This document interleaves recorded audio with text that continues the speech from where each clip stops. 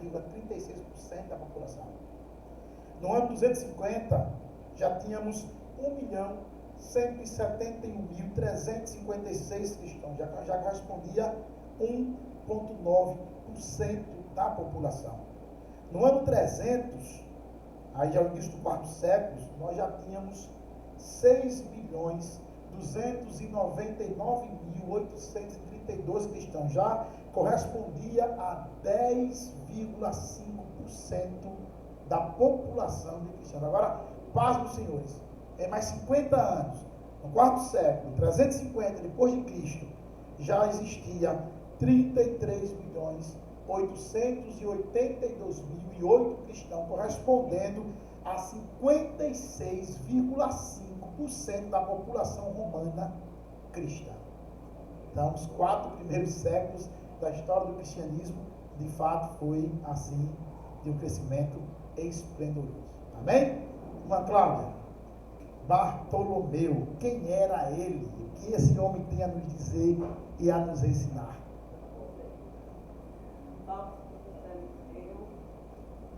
Palmas para o professor Eliseu, tenho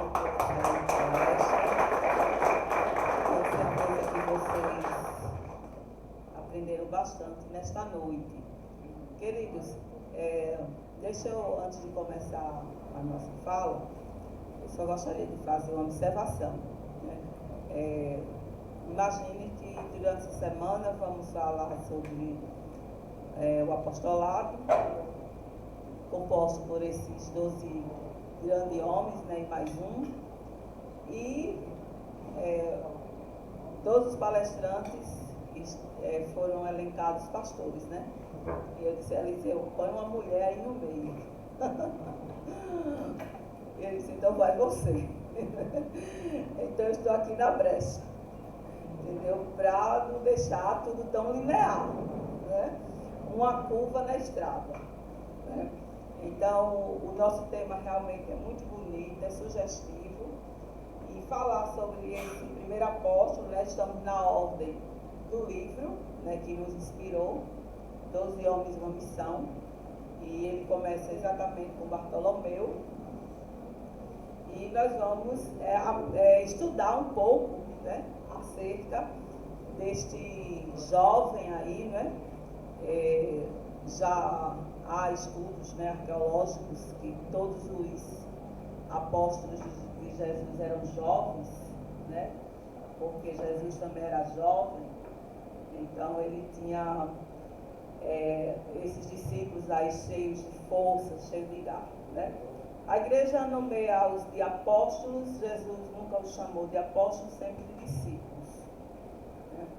Então tem essa observação nesses escritos, que eu achei interessante, e começamos a se falar um pouquinho sobre Bartolomeu, filho de Talmai, né, que é o nome hebraico, e Bar, como vocês já aprenderam aí nas teologias, né, significa filho, né, um prefixo do hebraico que significa filho de Talmai, né? E você pode encontrar, ele é chamado de Bartolomaio, ou Bartolomeu, ou Natanael. Bartolomeu é o mesmo Natanael que é descrito em João, né? Então, em algum momento ele é chamado de Bartolomeu e em outro momento ele é chamado de Natanael. Somente João o chama de Natanael.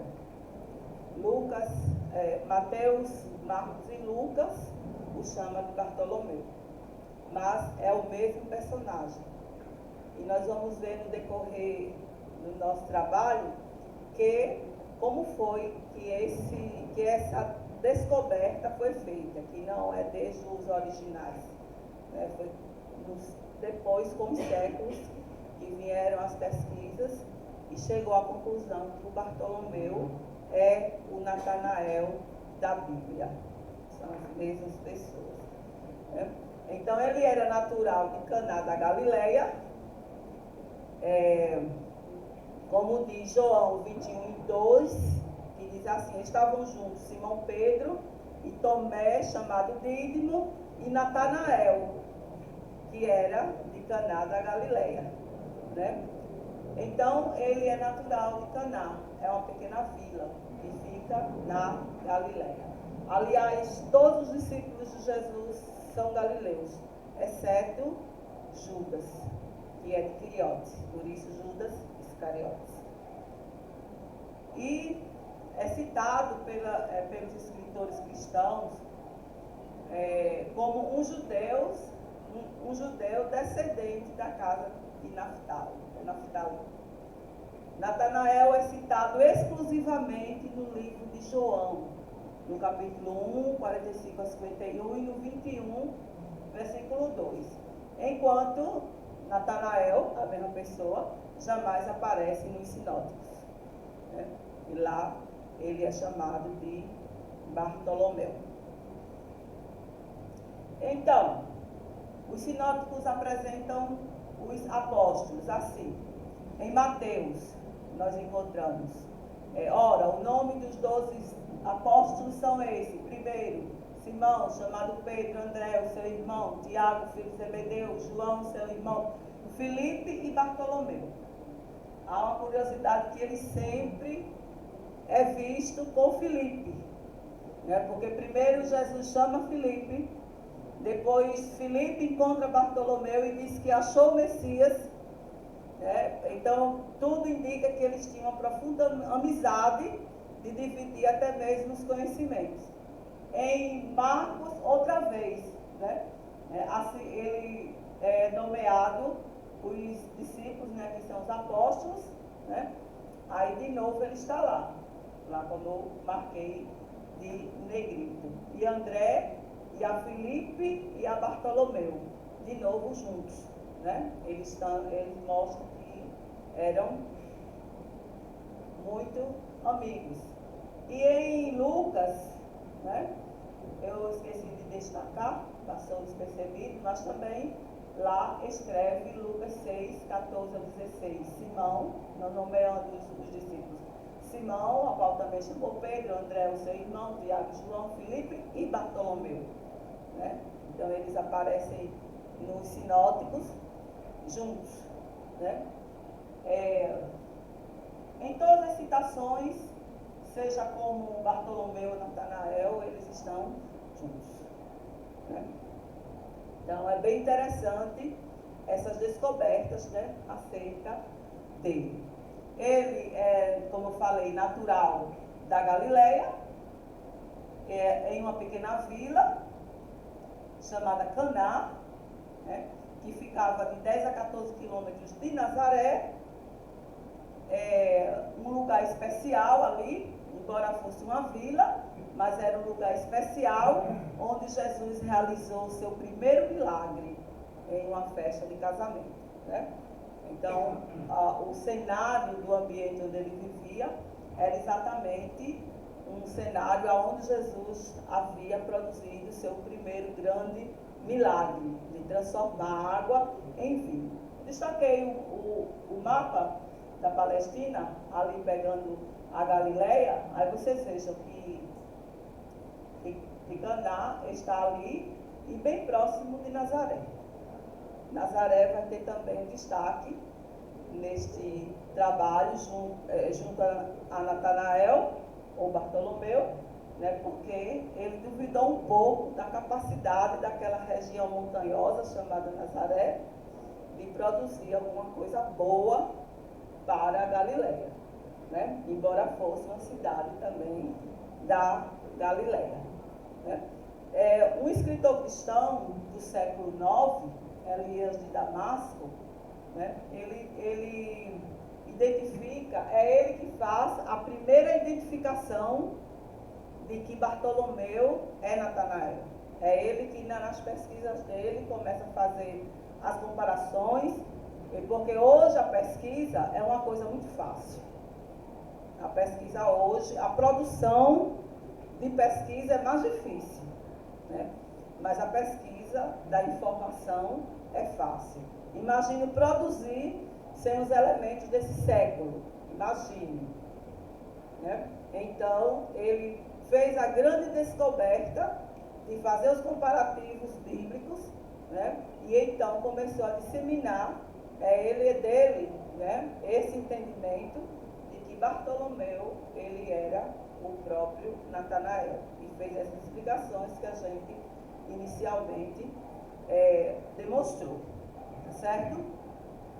A partir desse entendimento dele, tornaram-se cada vez mais frequentes as alusões a ambos os discípulos como se fossem a mesma pessoa, até que consolidou-se nesses últimos 2 séculos, no entendimento da teologia dos apóstolos, né?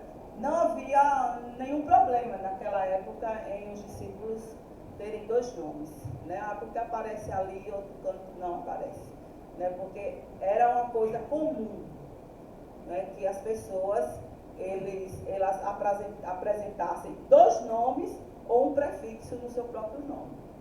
Quando ele era filho de Jonas, então Jonas, filho, tá entendendo? Como Simão, que também era chamado Pedro, tanto com o prefixo ou com outro nome complementar, certo? Levi também era conhecido como Mateus. Tem um dos discípulos que ele tem 3 nomes: Lebeu, Tadeu e Judas. É a mesma pessoa, né? Então era assim, algo que era comum, né, entre os patrísticos, entre os patriotas, aliás, deles lá, sempre se referia a alguém como filho de fulano ou lhe dar 2 nomes, não tinha nenhum problema. Qual que era a profissão de Natanael Bartolomeu? Para a gente começar a criar essa ligação, esse elo, esse link entre os dois, né? Qual que era a sua profissão? A profissão de Bartolomeu, a Bíblia dá indicativos de que ele também era pescador, né? Embora não fosse aquele pescador que pescava para vender como os outros, que vivia da pesca, mas para tirar o seu sustento, ele também era pescador, como a maioria daquelas pessoas, já que Galileia era uma região com águas, né? E eles tinham esse hábito de pescar, né? Era um desenvolvimento sustentável da própria região, tá certo? Então, ele tinha o ofício de pescar, né? Embaixo coloquei. Repare aí o que é que ocorre quando Jesus ele ressuscita, naquela história da pesca maravilhosa, que está registrada em João 21. Então estavam juntos Simão Pedro, Tomé, chamado Dídimo, e Natanael. Eu já avisei que João só chama Bartolomeu de Natanael, né? Então, que era de Caná da Galileia, filho de Zebedeu, e outros 2 discípulos. Disse-lhe Simão Pedro: vou pescar. Dizem-lhe eles: também nós vamos contigo. Foram e subiram logo para o barco. Então Natanael estava junto com Simão neste dia e foram pescar, né? Então eles tinham essa experiência, né? Como é que ocorreu o chamado de Bartolomeu para fazer parte da grande equipe de Jesus, né? Do grande serviço do Mestre? Quem convidou Natanael para conhecer Jesus? Quem foi? Filipe, né? Então ele assim não descobriu Jesus, nem Jesus foi atrás dele. Jesus saiu de Nazaré e foi para Galileia, né? Lá em Betesda ele foi batizado no Rio Jordão por João Batista e saiu para Galileia, e lá começou a escolher os discípulos. Ele já havia escolhido Filipe. Filipe, como nós falamos anteriormente, amicíssimo de Natanael, foi procurar Natanael, e a Bíblia diz que ele achou Natanael, e então ele comunicou para Natanael que tinha encontrado o Messias, e que este provinha de onde? De Nazaré. E como Bartolomeu era da Galileia também, de uma vila, e Nazaré também era outra vila, né? Ele sai com o seguinte questionamento para Natanael: pode vir alguma coisa boa de Nazaré? Lá em João 1,46, a parte A, é essa pergunta que ele faz a Natanael quando que ele faz a Filipe, quando Filipe confirma que achou o Messias. Essa informação é importante indicador das experiências judaicas quanto à vinda do Messias, né? Porque não se acreditava que o Messias pudesse nascer em um lugar tão obscuro como Nazaré. E por outro lado também demonstra o preconceito que as pessoas tinham em relação a Nazaré, de achar que dos homens das montanhas não podia sair nada de bom, né? Então esse preconceito foi evidenciado na fala de Bartolomeu. Mas também indicava, nesse texto aqui, alguns autores chegam a aludir, de que poderia ser que ele estivesse se referindo de que nos estudos dele, como ele era um verdadeiro israelita, Jesus confirmou isso, está aí um verdadeiro israelita, ou seja, uma pessoa que estuda a Torá, que conhece as tradições, que deve ser aquele formiguinha de Bíblia, entendeu? Que o que perguntar sobre a lei ele sabe, o que perguntar sobre o que for, ele está sabendo. Esse é um verdadeiro israelita. Esse daí é israelita modelo em relação a todo o histórico que Israel tiver. Esse daí é um detentor do conhecimento e do saber. E ele cumpre também as observâncias da lei, as cerimônias da lei, os rigores do templo, da sinagoga, né? Jesus também disse isso. Então, como ele conhecia muito bem as Escrituras, pode ser que ele também tenha se referido à cidade de Nazaré como aquela cidade do qual ele não havia observado nenhuma profecia bíblica em relação a ela, para que o Messias pudesse sair dela. Né? Em primeiro ponto, pode ser o preconceito. Em segundo ponto, pode ser que ele não tenha encontrado evidências de que o Messias pudesse vir de Nazaré. Então, era complicado para ele entender, no raciocínio dele, que pudesse vir alguma coisa da promessa de Deus de Nazaré. Né? E, em primeiro lugar, o preconceito, porque era uma cidade muito pequena, menor até do que a de onde ele nasceu. Né? Nesse chamado, ele tem o primeiro encontro com Jesus, e assim que Jesus o vê, elogia a Bartolomeu. Ele elogia, porque está chamando, ele vai chamar para a equipe dele, né, para a missão que ele veio cumprir, e quem vai ajudar também é uma pessoa, né, que tem uma grande personalidade, né, e um grande conhecimento na matéria Israel, na educação israelita, na comunicação israelita. Né? Então ele recebe um grande elogio. Nesse momento, Bartolomeu, ele fica surpreso, porque ao encontrar com Jesus, ele lhe dá um elogio, lá em João 1,47, e ele lhe retruca: como me conheces? Né? Porque ele nunca tinha visto, nem Jesus tinha visto Bartolomeu, nem Bartolomeu tinha visto Jesus. E quem o encontra, quem é? Filipe. E eles encontram Jesus. Né? Então ali há uma expectativa muito grande de um pretenso doutor da lei. Bartolomeu, um pretenso doutor da lei, dito por Jesus, um verdadeiro israelita. Ele está dizendo: esse aqui vai ser um doutor da lei. Esse aqui está quase dominando tudo, é perfeito. É um professor universitário de altíssima categoria. Né? Então, como é que você me conhece? A Jesus responde de forma que podemos compreender claramente somente através, que não podemos compreender somente através das Escrituras. É preciso buscar um contexto histórico, é preciso buscar mais informação, é preciso entender melhor o que é que ele está querendo falar, né? Porque ele responde assim: antes que Filipe te chamasse, olha, eu te vi quando estava sobre a figueira, né? Era um momento crítico e decisivo na vida de Natanael Bartolomeu, né? Porque ali Jesus ele precisava alcançar aquele discípulo, porque precisava exatamente daquela pessoa.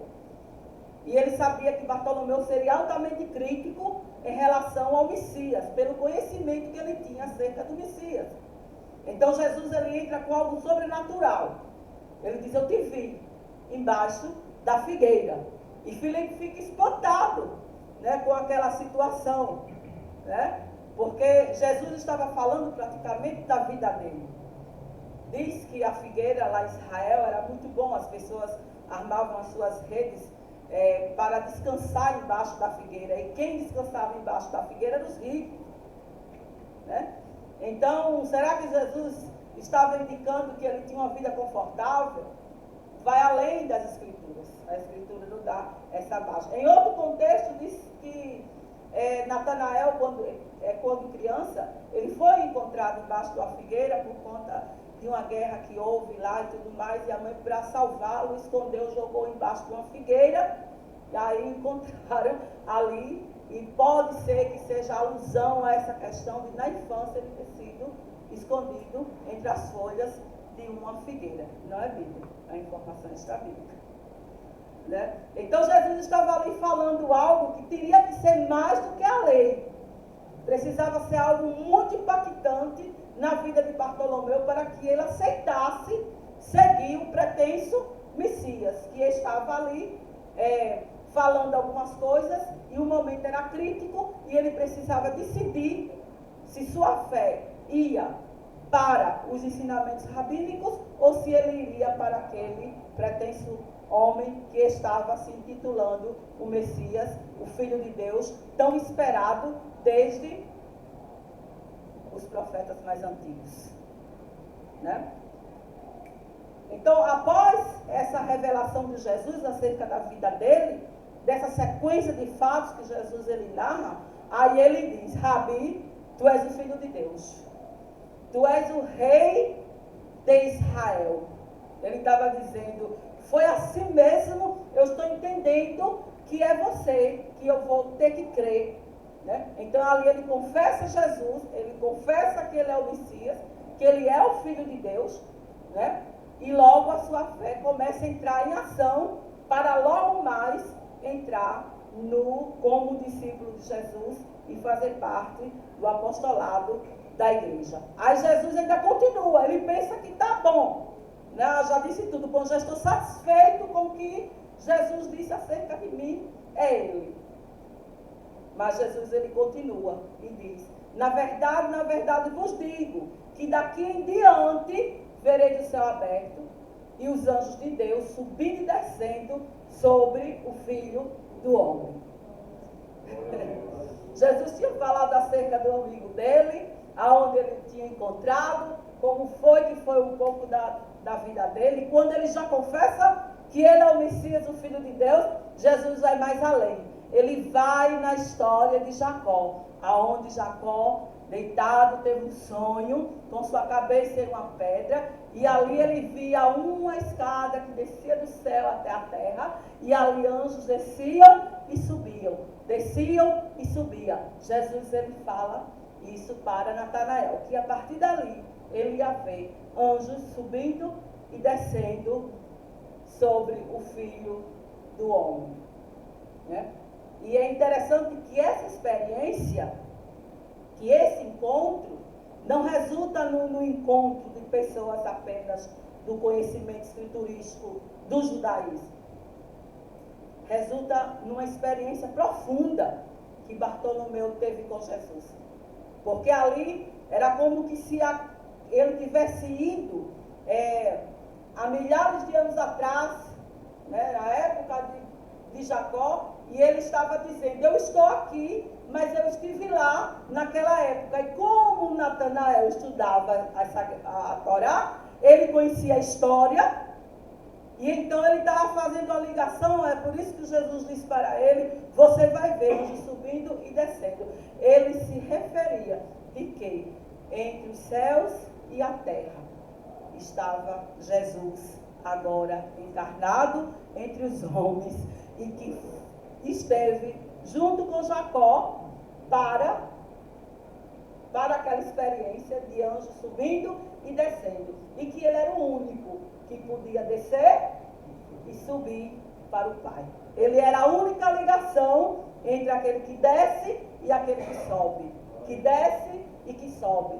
Então ele chamou Natanael, além da experiência de vida, ter também uma experiência espiritual com ele.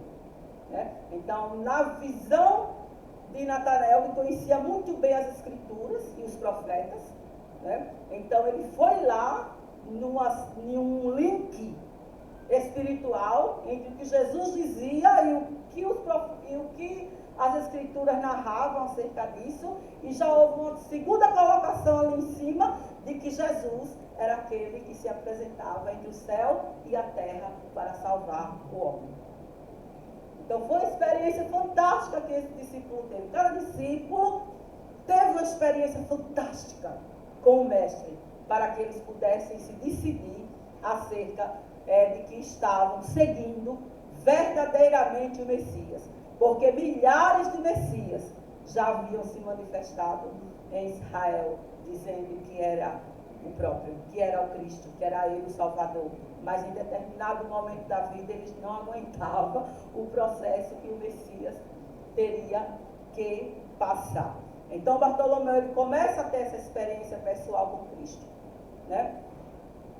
O Messias ele era recebido com duas visões. Uma visão dos rabinos, né? Porque ele era um profundo estudante, como eu falei, das Escrituras, né? Mas as suas lentes eram lentes rabínicas, não tem rabínicas não, rabínicas, né?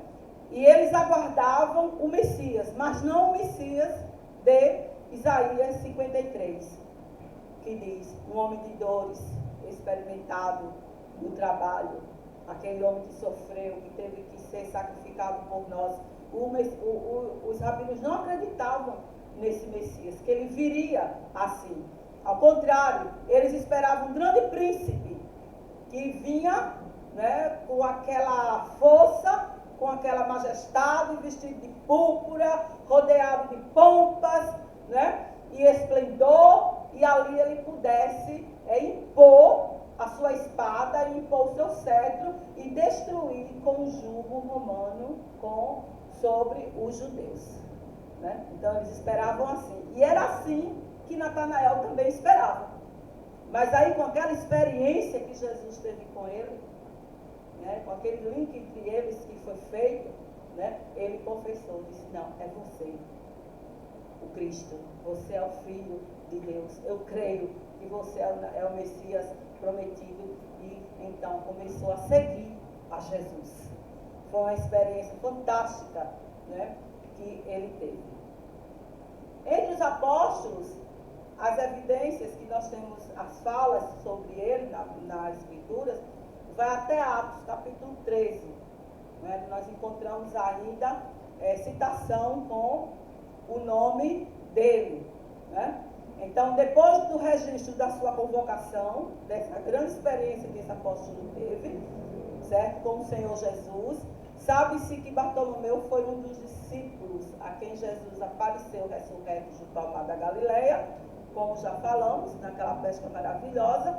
Mais tarde, ele também é mencionado na companhia dos apóstolos, na reunião da igreja em Jerusalém, como está registrado em Atos 1 e 13, que diz, e entrando, subiram ao cenáculo onde habitavam Pedro, Tiago, João e André, Filipe e Tomé, Bartolomeu e Mateus, Tiago, filho de Alfeu, Simão Zelote, Judas, irmão de Tiago. Aqui está também Bartolomeu, junto com os discípulos, nessa reunião em Jerusalém, em Atos capítulo 1. Então, a partir daí, nós não temos mais registro, né, acerca dele, né, além dessas referências. tá certo? Existem certas tradições da igreja, desde Eusébio, né, que especulam sobre sua vida no período da igreja primitiva. No geral, elas dizem que ele pregou o evangelho na região da Ásia Menor. É dito acerca desse apóstolo que, como houve a dispersão dos apóstolos pelo mundo para pregar o evangelho, que ele tenha ido para o lado do Oriente, se distanciado para aqueles lados da Ásia Menor, que hoje é a atual Turquia, mas que chegou até a Índia, levando o evangelho de Cristo. A sua morte, né, acontece, segundo fontes históricas, Bartolomeu teria pregado o cristianismo até na Índia. Outra tradição diz que o apóstolo morreu por esfolamento em Albanópolis, atual Derbe, na província russa de Daguestão, junto ao Cáucaso, a mando do governador. Tanto que na Capela Sistina ele é pintado segurando a própria pele na mão esquerda e na outra o instrumento do seu suplício, um alfanje. Segundo a Igreja Católica, mais tarde suas relíquias foram levadas para a Europa e jazem em Roma, na igreja, e a ele dedicado. Existe a igreja de São Bartolomeu em Roma. Então é um apóstolo que se fala pouco nas escrituras, mas que ele é muito intenso no seu papel dentro da igreja, né? E aqui eu botei até uma foto, eu consegui uma foto dessa capela sistínica na internet, mais ou menos assim, é uma representação, é uma pintura de Miguel Ângelo também, né? E mostra ele aí, flagelado, isso segurado na mão, a representação da sua pele, que diz a tradição que ele foi todo esfolado, tiraram toda a pele dele, né? E ele segurava essa pele para mostrar, costumava andar com um manto branco, né? Diz que ele era uma pessoa bem estilo mesmo, marquei aqui uma partezinha desse livro que fala um pouquinho, que eu achei bem interessante, embora não esteja registrado nas escrituras, faz parte da história, da cultura bíblica, né? Marquei aqui. Veja o que diz acerca dele. Se eu estou certo.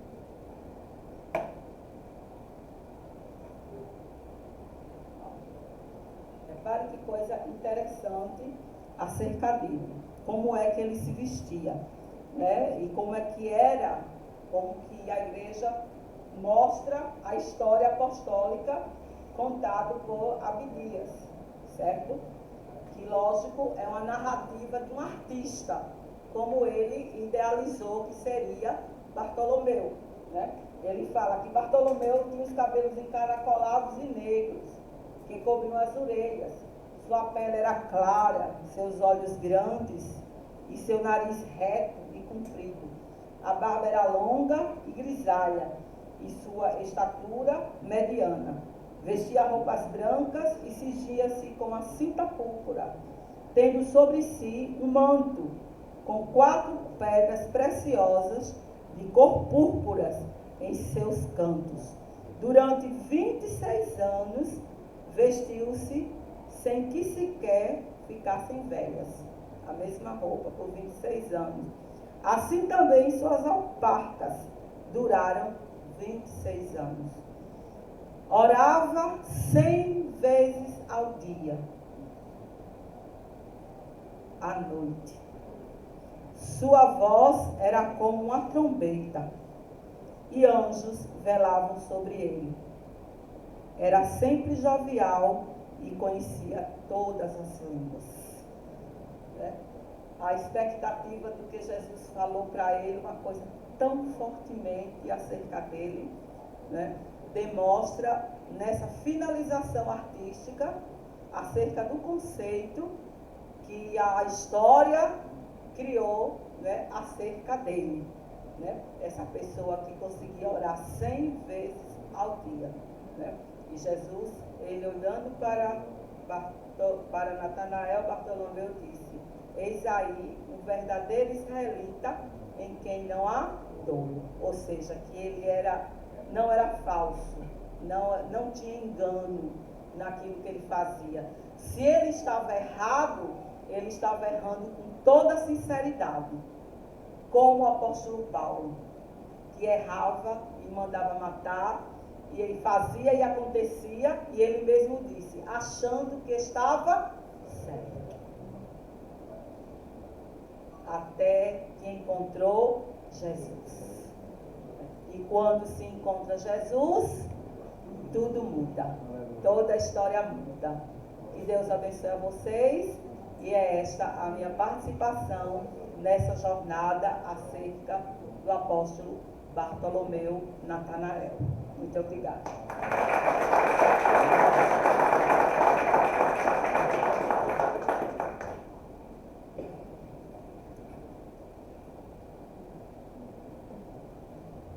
Muito bem. Pessoal, passar para vocês aqui rapidinho uma programação da nossa semana. Vocês vão receber isso aí também, mas só para vocês ficarem cientes, na quarta-feira nós teremos a palestra sobre o apóstolo Mateus, tá? Quem vai proferir vai ser o professor pastor Adriano Oliveira e também Simão Zelote, tá? Será com nosso professor também, o presbítero Carlos Matias, e sobre também o queridinho dos apóstolos, Judas Iscariotes, com a minha pessoa, tá bom? Ninguém quis pegar o Cristo, eu vou gravar, né? Mas tem muita coisa boa para a gente aprender aqui, o que não fazer. A gente, na Bíblia, nem tudo que você aprende na Bíblia é uma forma diretiva de o que fazer. A Bíblia, ela ensina muito por princípios, tá? Eu estou dando a disciplina de hermenêutica, a Bíblia para os alunos aqui do bacharel. À noite a gente fala muito sobre essa questão. A Bíblia nos fala muito por princípios, né? E esses princípios que a gente tem que aprender e que retirar. Bom, dizer para vocês o seguinte: o livro 12 Homens e uma Missão, de Aramis de Barros, tá? Não está mais com essa capa aqui. Cadê a tua? Olha. Também não está mais com essa capa aqui, tá, gente? Já está com a nova capa, mas o conteúdo é o mesmo. Aqui ele está assim, grossão, cada tipo de papel. O meu papel diferente, mas é a mesma obra. Aqui está com a nova capa agora, Aramis de Barros, tá? Tome nota desse livro, Aramis de Barros, 12 Homens, uma Missão, tá? Editora Ragnos. Atualmente está pela Ragnos. A minha edição aqui ainda era da Luz e Vida. Tem uma obra aqui que eu também utilizei na minha palestra, eu não sei se ainda encontra ela, eu penso que não, só se for em sebo, coisa do tipo, mas eu acho que não encontra mais ela em livrarias e em uma editora, está fora de catálogo no Brasil. É Explorando o Mundo do Novo Testamento, de Albert Bell Jr. Esse livro, ele era da editora Atos, mas que pode encontrar também alguma outra fonte. Citei também alguma coisa da teologia do Novo Testamento, de Andreas Kostenberg, não trouxe também porque é uma obra muito densa, e aqueles dados que eu apresentei em um resumo, para quem quer, assim, pastor, conhecer a história do cristianismo. As obras são muito volumosas, e a gente às vezes não consegue, não tem tempo para ler aquele livro tão grosso, aqueles livros sobre a história do cristianismo. Tem algum livro que traga um resumo da história do cristianismo? Tem sim, tá? É um resumo de fato, resumo, tá, gente? Mas é um resumo que é bem interessante, porque todo capítulo que ele trabalha, quando ele termina um capítulo, geralmente é uma página, tá? Uma página só, 2 no máximo. E quando ele termina aquele tópico que ele está fazendo, ele sempre faz indicação de leituras complementares e até de leitura de filmes e documentários que falem daquele período que é tratado no assunto que ele abordou. Então, o livro é esse aqui, ó. A Igreja Cristã na História, das origens aos dias atuais, de Franco Ferreira. Como eu disse, é um resumo. Tá? Se eu for recomendar para você uma boa obra de história do cristianismo, comece com Justo Gonzalez, a História da Igreja Ilustrada. Tá? É uma obra muito boa. Uma outra coisa que vocês estarão encontrando sempre aqui na nossa fala, aqui nesta jornada que vai falar sobre os apóstolos, tá? Vai ser sempre aqui uma fala que nós iremos fazer para vocês sobre tradição da igreja, né, irmã Cláudia? A irmã Cláudia até falou aqui sobre Natanael, Bartolomeu, e vocês viram que a Bíblia fala um pouquinho dele ali em João, cita ele em Atos capítulo 1, versículo 13, com os demais apóstolos, e ele some, desaparece. Então, o que é que se sabe dele? Aí nós sabemos a tradição da igreja. E aí, alguns alunos sempre vão perguntar assim: ô professor, e esse negócio aí de tradição é confiável? A gente pode estar utilizando? A gente pode estar citando eles, coisa e tal? Pode e deve. Isso abrilhanta, inclusive, uma aula, uma pregação. Agora, o que você tem que ter cuidado em fazer é sempre fazer menção que aquilo é a tradição da igreja, tá?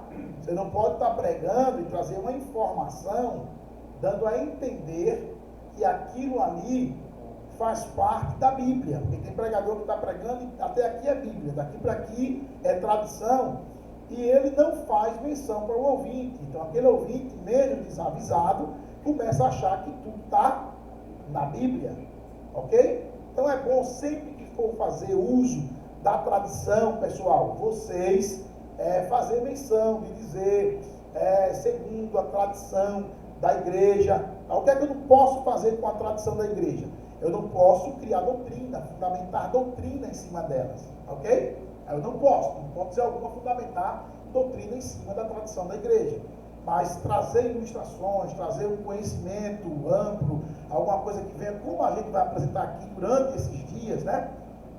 Onde Bartolomeu exerceu o seu ministério, como foi o seu martírio, né? Como foi aí, então você vai ter diversos desses apóstolos que o que nós temos é da tradição da igreja, muitas informações preciosas que são úteis para as nossas vidas. Tudo bem, pessoal? Tem alguma pergunta que vocês queiram fazer? Algum comentário, alguma coisa que vocês queiram falar? Na próxima semana, já divulguei aqui os dias que nós as palestras da noite, como também já falei aí dos professores palestrantes que aqui estarão. Então, que Deus em Cristo abençoe a vocês. Espero revê-los aqui na quarta-feira. Quarta-feira, cheguem cedo, vai estar um pouco mais lotado aqui, porque hoje muitos obreiros que fizeram a inscrição não vieram porque é a reunião do presbitério, mas vamos estar aqui juntos em nome de Jesus. Convido todos a estar em pé. Vamos orar ao Senhor nosso Deus, agradecendo a Ele por tudo quanto ouvimos aqui nessa noite. Na quarta-feira, com a graça de Deus, aqui estaremos juntos com vocês. Convido o professor Rogério Freitas para estar orando ao Senhor nosso Deus. Os irmãos, eu vos saúdo com a paz do Senhor. Quantos necessitam de oração? Vamos orar, meus irmãos. Eterno Deus e maravilhoso Pai, nós te louvamos, bendizemos o teu nome na noite deste dia. Te glorificamos por esse espaço cedido pela nossa FATEAL, para uma vez mais aprendermos da tua palavra e dessa feita na jornada teológica, Senhor, aprendemos das biografias dos teus santos apóstolos. Deus Todo-Poderoso, que o Senhor possa introduzir na nossa mente a iluminação da tua palavra, para que nós possamos ser edificados por essa mesma, para a glória do seu nome. Abençoa a nossa instituição, também a nossa diretora Cláudia Tenório, nosso vice-diretor pastor Eliseu Gomes e a todos os que fazem parte da equipe, Senhor, da FATEAL. Abençoa os nossos alunos, é o que nós te pedimos e te agradecemos em nome de Jesus. Amém. A graça do Senhor Jesus, nosso Salvador, o amor de Deus, nosso Pai, e as doces consolações do Divino Espírito Santo, nosso intercessor, esteja sobre todos. Todos dizem? Amém. Boa paz e tenha uma semana abençoada. Quarta-feira estamos juntos, em nome de Jesus.